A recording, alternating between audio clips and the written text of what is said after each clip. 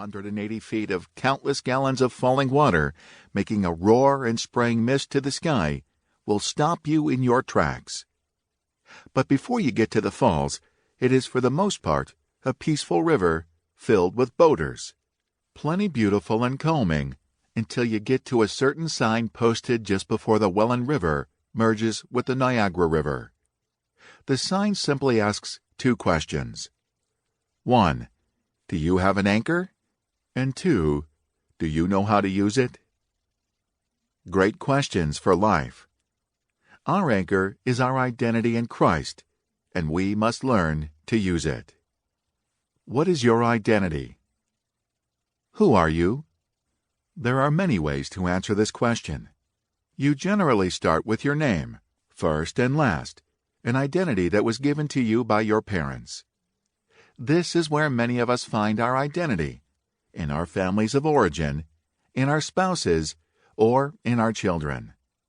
Many others of us find our identity in what we do. What do you do, Gregg? I'm a pastor. Notice the shift in language. The question was, what do you do? The answer was, I am. And that's not just true of pastors. You might say, I'm a mom. I'm a college student. I'm an accountant. I'm a plumber. I'm a doctor. Certainly, in American culture, many of us find our identity in what we do. Our society has much to say about identity. What you feel is what you are, and what you are is beautiful, we say. In other words, the thing that's most fundamental about you is whatever you feel. Your deepest longings, desires, and emotions are not just part of your identity. They are your identity. That's what our culture tells us. But can any of these identities really hold up? What happens when any or all of these things are taken away from us? When we lose the family that brought us into this world, or the family we created with a beloved spouse? When we lose the job we went to school and grad school and worked overtime to get? When the pursuit of fulfillment and pleasure leaves us empty and wanting? Timothy Keller argues that the modern conception of identity is crushing. It must base itself on success or achievement or some human love relationship. If any of these things is jeopardized or lost, you lose your very identity. So what can we do? What happens when we lose all that we look to for our identity? Is there any sense of self that can withstand suffering and loss? Identity in exile. The people of God lost everything. Let's do a little history lesson of the Old Testament.